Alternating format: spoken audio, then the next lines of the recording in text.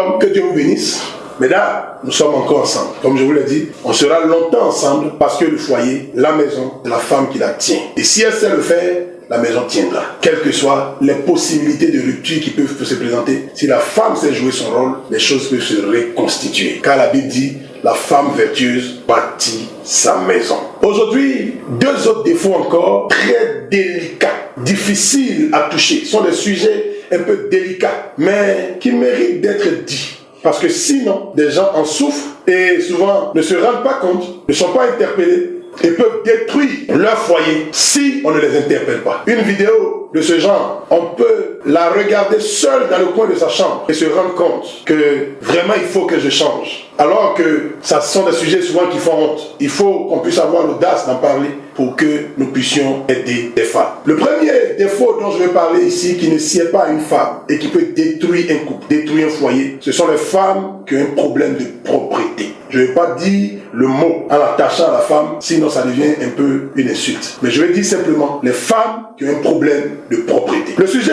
est difficile à aborder et très souvent les femmes victimes de ce problème souffrent d'un manque de franchise de la part de leurs hommes parce que c'est pas un sujet facile à toucher. Donc pour éviter de froisser sa femme, vexer sa femme, complexer sa femme, on ne peut pas lui dire que tu as un problème de propriété.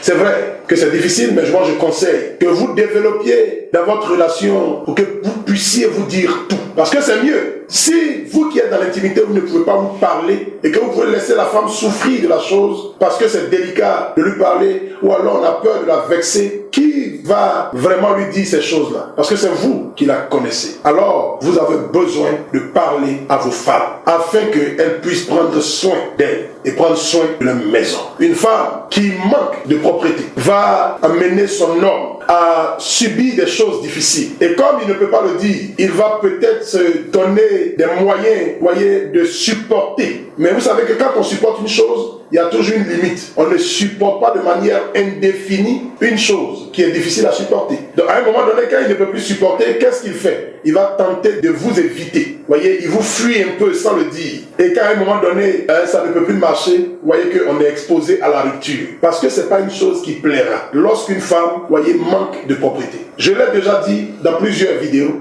la femme, dans sa constitution même, ne peut pas accepter de ne pas être propre. Dans sa façon d'être, dans sa physionomie, dans sa façon d'évoluer, il ne peut pas être dans une posture où elle accepte même de ne pas être propre. Une femme, c'est la propreté. Une femme, c'est les soins. Une femme, c'est l'attention en matière de propreté, à tous les niveaux. Et il faut que la femme puisse travailler à cela pour plaire. Une femme qui a un problème de propriété, c'est quelle femme? C'est cette femme-là qui peut se permettre de sauter des bains et rentrer dans le lit pour se coucher. Alors qu'elle va se coucher à côté d'un homme. Souvent même quand on est seul, il n'est pas bon de sauter les heures de bain, de ne pas aller sous la douche et rentrer dans le lit. À plus forte raison, quand on a un homme avec nous, comment on peut avoir ce courage de ne pas aller dans la salle d'eau avant d'aller au lit? C'est difficile. Et elles ont tendance à dire, mais avant de sortir tout à l'heure à 16h, je me suis lavé, est-ce que j'ai besoin encore de me laver? Non, ça si vous êtes seul, il n'y a pas de problème. Mais vous êtes une femme, vous devez aller au lit.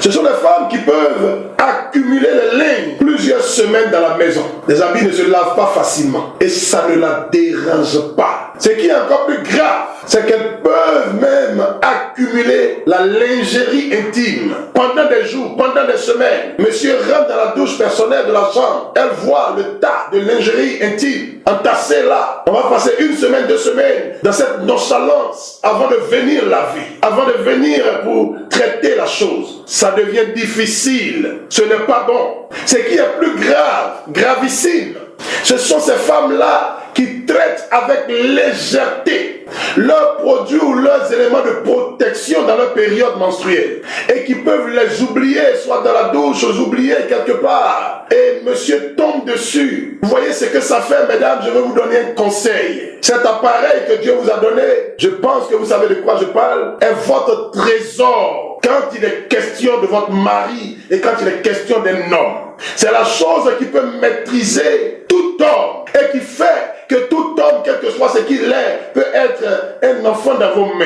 Ne permettez jamais, alors là jamais, qu'un homme voit quelque chose de répugnant venant de là-bas, quelque chose de repoussant venant de là-bas, surveillez vos produits, ne les exposez pas à vos maris, sous prétexte que c'est mon mari, on est ensemble il y a longtemps, vous allez tuer les envies en lui, vous allez tuer les dispositions d'homme en lui, parce que ça fait pas propre. Quand on voit sa femme, on veut toujours que ce soit bien. Une femme qui a un problème avec la propriété encore, c'est qui? C'est une femme qui peut laisser une coiffure, ou alors laisser même les odeurs traîner. Une coiffure peut faire des mois et des mois. Il est impossible de rapprocher la tête vers la tête de cette femme-là dans le lit. Vous imaginez ce que ça représente? C'est une femme qui peut laisser cette disposition, cette partie sensible, transporter des odeurs. Et là, c'est délicat. Je suis pasteur. Des hommes se sont souvent confiés à moi, ne sachant pas quoi faire. J'ai eu à appeler dans le secret des femmes à qui nous avons parlé sérieusement. Parce que les hommes étaient en train de se retirer. Des hommes étaient en fuite dans le lit. Ne veulent plus approcher leur femme. Lorsque la femme approche, ils trouvent des manières pour se dérober. Parce qu'ils ne savent pas comment parler. Voilà pourquoi je dis parler ensemble. Parce que ça là, quand vous confiez ça à des hommes, vous voyez que vous exposez vos femmes, votre intimité, c'est pas correct. Donc mesdames, prenez soin de vous. Prenez soin de votre intimité. Prenez soin de tout ce qui est habit intime, que ce soit en haut comme en bas. Il faut prendre soin de cela parce que ça détruit sérieusement les foyers. J'insiste. Comme je l'ai dit, il faut du courage pour en parler, pour que quelqu'un dans le secret, avec son téléphone portable, puisse voir ces vidéos-là pour se sentir interpellé. Parce que ce sont des comportements qui, à un moment donné, deviennent banals. Et puis bon, on se laisse faire alors qu'on est en train de détruire son foyer. Il faut veiller sur vous. Ça ne sied pas à une femme de transporter des odeurs. Il faut même aller dans votre lit avec du parfum. Il faut avoir des parfums de lit. Il faut avoir, parce que la femme, comme je l'ai dit, c'est toute cette délicatesse, cette manière, cette grâce. Il faut éviter de transporter tout ce qui a tendance à refléter la saleté. Ça ne correspond pas à une femme. Un homme ne va pas vouloir vous vexer. Mais j'ai connu des foyers qui se sont brisés juste pour ça. Où le monsieur a dû murmurer quelque part, non, je ne peux plus parce que ma femme n'est pas propre. Ça ne peut pas se dire à une femme. Ce sont nos femmes qui éduquent les enfants au bain, qui les amènent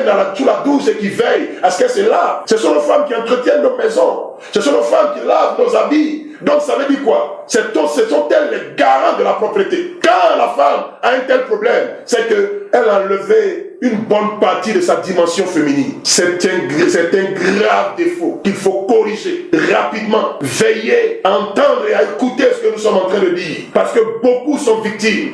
Nous sommes à une position où on entend des choses. Et nous venons à travers ces vidéos pour aider beaucoup de femmes. Parce que c'est pas tout qu'on peut réussir à vous dire. Mais nous sommes à notre rôle d'éducation, d'aide, pour pouvoir aider des personnes. Il faut qu'on puisse avec courage toucher certains problèmes qui minent les familles, qui minent les maisons, qui minent les couples. Cette femme qui a un problème avec la propriété est cette femme qui dans sa maison, on peut trouver la maison dans tout le désordre que vous pouvez imaginer, sans dessus-dessous, partout, tout est rangé, là où ça ne doit pas être rangé, comme il ne faut pas, tout est en vrac et il n'y a pas de problème. C'est une femme dans la chambre de laquelle on peut trouver des toiles d'araignée dans le plafond. Quand même, quand on dort, la première chose qu'on regarde, c'est le plafond. Du moins, c'est quand on est couché. Comment se fait-il qu'on ne peut pas se rendre compte des toiles d'araignée? Je vais vous dire cette chose. Mesdames, vous qui m'écoutez, rentrez dans vos chambres, vérifiez dans les coins de votre chambre, vérifiez dans le plafond s'il n'y a pas de toile d'araignée visible qui pend. Si vous voyez ça, c'est qu'il y a un problème.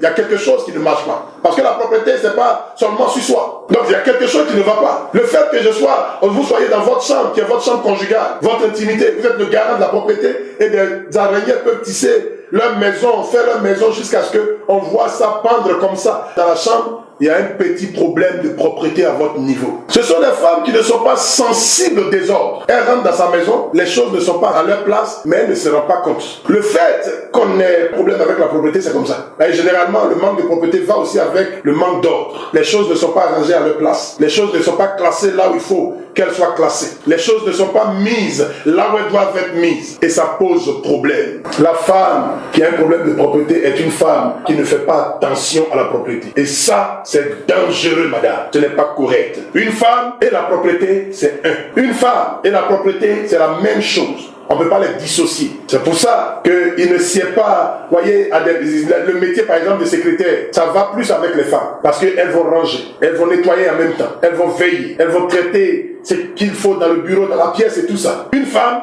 c'est elle qui veille sur les enfants pour qu'ils aillent se laver quand ils ont 2, 3 ans, 4 ans, pour qu'ils apprennent à se laver. Une femme, c'est elle qui veille sur les linges de la maison. C'est elle qui veille sur la propriété de la maison. C'est elle qui veille sur les assiettes. C'est elle qui veille sur tout ce qui est propriété. C'est elle qui est le garant. Donc vous voyez que la propriété va avec la femme. Mesdames, évitez qu'on dise ce mot qui n'est pas intéressant. Ce mot qui est comme une injure. Ce mot qui n'est pas joli à votre sujet. Évitez cela entièrement. Et veillez sur tout. Une femme, c'est la propriété. D'abord dans sa maison, quand on rentre, c'est la propriété sur elle, c'est la propriété en elle. Veillez à ce que vous soyez une femme qui plaise, qui est aimable, qui attire, mais qui ne repousse pas. Si vous repoussez votre mari, vous avez échoué dans quelque chose de très, très, très sérieux. Que Dieu vous bénisse, que la grâce et la faveur du Seigneur soient sur vos vies au nom de Jésus. Le deuxième défaut délicat qui ne sied pas à une femme dont je vais parler aujourd'hui, ce sont les femmes un peu trop attachées au sexe. Les femmes un peu trop attachées au sexe. Il ne sied pas à une femme d'être agaçante par rapport au sexe vis-à-vis de son mari. On a toujours un petit sourire quand la femme dit « Oh, vraiment, mon mari ne me laisse pas dormir. » On trouve que c'est un homme.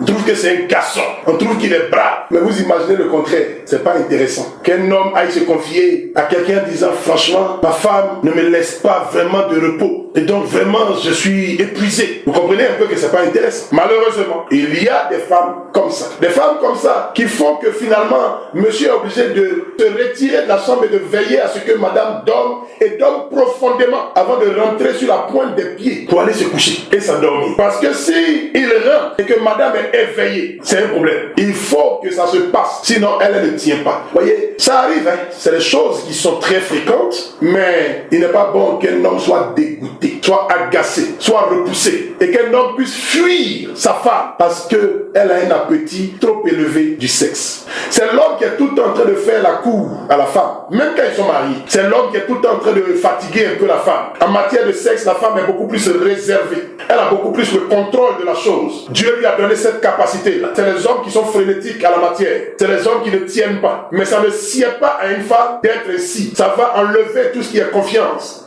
Ça va enlever tout ce qui est sérénité à votre mari. Vous imaginez quand vous êtes avec votre mari et qu'il se rend compte que vous ne pouvez pas tenir 2 jours sans forcément le réclamer avec insistance. Vous imaginez quand il est en voyage. Il se dit, est-ce que ma femme tient? Est-ce qu'elle ne me trompe pas là-bas? Est-ce que ceci, est-ce que cela? Vous imaginez quand par exemple vous partez en voyage pour des funérailles ou peut-être en mission et tout ça. Le monsieur se pose des questions. Dès l'instant où vous avez un tel défaut, ça déséquilibre et ça dérange le foyer. Il faut réussir à travailler la chose. Il faut réussir à maîtriser la chose. Il faut réussir à rééduquer son corps. Et généralement, quand une femme est trop sexe, vous voyez qu'elle réduit toute la vie conjugale à ça. Quand on dit mariage, pour elle, c'est uniquement le lit. Et c'est tout. Alors que le mariage, c'est un ensemble de choses. C'est la construction. Ce sont les projets d'avenir. C'est l'éducation des enfants. C'est la construction même de la personnalité. Pour qu'on soit de plus en plus respectable. Pour qu'on soit de plus en plus aimable. Pour qu'on soit de plus en plus, vous voyez, sérieux dans la vie. Il y a beaucoup de choses à faire dans le foyer. Mais quand une femme n'est que ça, c'est pas bon. Et comme je vous le dis, essayez, même si vous vérifiez, vous allez vous rendre compte qu'à chaque fois que c'est comme ça, très souvent le foyer se casse. Parce que quand un homme est agacé et commence à fuir sa femme, parce que la femme réclame trop, ça devient difficile à vivre. C'est l'homme qui est tout le temps en train de courtiser. Et de temps en temps, la femme va dire, oh ben, chérie, aujourd'hui je suis un peu fatigué, est-ce que ceci, est-ce que tu peux me permettre, est-ce que cela, et bon, le monsieur essaie de se contenir un peu et tout ça. C'est généralement dans les foyers, c'est comme ça. Et c'est comme ça que Dieu a disposé les choses au rapport sexuel. Donc Dieu lui a donné un peu plus de maîtrise dans la matière, un peu plus de contrôle dans la matière. Voilà pourquoi certaines sociétés admettent que l'homme peut avoir 3, 4 femmes, parce que la femme n'est pas tout le temps disposée à ça. Mais un homme, il peut être disposé à ça tous les jours. Parce que, bon, lui, il est toujours prêt. Mais la femme, elle n'est pas toujours prête. La preuve, dans ces périodes de maternité, elle n'est pas prête à ça. Dans ces périodes menstruelles, elle n'est pas prête à ça. Donc, le corps de la femme n'est pas toujours disposé au rapport. Ce qui veut dire que Dieu l'a constituée pour qu'elle puisse contrôler, pour qu'elle puisse maîtriser ces choses. Mais il y a des femmes qui ont un appétit à la matière qui dérange un peu, qui ont un appétit à la matière qui font fuir des hommes, qui ont un appétit à la matière qui peuvent déséquilibrer le foyer et finalement, cet homme-là va douter de vous. Parce que, premièrement, à un moment donné, on se pose la question de savoir, est-ce que je suis à la hauteur? Donc si je ne suis pas à la hauteur, est-ce qu'elle ne retrouve pas le complément ailleurs? Et on commence à douter. Ça déséquilibre le foyer. Quand vous voyagez un peu, le monsieur n'est pas tranquille. Quand lui aussi voyage, il n'est pas tranquille. Quand il y a un collègue qui tourne autour de vous en tant que femme, il n'est pas tranquille. Parce qu'il sait que votre vie, votre regard est toujours orienté vers ça. Votre définition de la vie, elle prend son sens, 70-80% dans le sexe. Donc tout ça, ça perturbe votre homme, ça perturbe votre mari et finalement, il est déséquilibré. Quand il vous regarde, il a un pincement dans le cœur. Il ne peut pas, voyez, être solide et croire en vous à tous les niveaux. Quand vous êtes comme ça, même si vous êtes fidèle, on va vous attribuer des choses et ce n'est pas bon pour le foyer. Donc ce sont des défauts qui ne sont pas corrects pour des femmes. Ce sont des défauts qui ne sont pas intéressants pour des femmes. Et ça peut briser un foyer, ça peut briser l'équilibre d'une relation, ça peut casser une maison. Que Dieu vous aide à vous surpasser. Quelques astuces, évitez de connecter trop votre esprit à ces sujets-là. Évitez d'aller vers des films trop érotiques. Évitez d'aller, puisque vous savez que vous êtes comme ça, commencez à occuper votre esprit dans d'autres choses de la vie. Commencez à connecter votre esprit à autre chose, vos pensées à autre chose. Commencez à regarder votre mari sur d'autres aspects de la vie qui n'a rien à voir forcément avec la chair, pour que petit à petit, la chose soit corrigée en vous. Vous pouvez y arriver. Tout ce qu'on a en nous comme défaut peut se corriger. Et à la fin, on peut crier à Dieu. On peut demander la grâce de Dieu. On peut prier que Dieu puisse nous aider, nous maîtriser. Tous ceux qui ont vécu, en tout cas pour un chrétien évangélique, qui a bien vécu sa chrétienté, quand il s'est converti, vous voyez que c'est des choses qu'on peut maîtriser à un moment donné. C'est toute cette éducation-là que Dieu nous donne.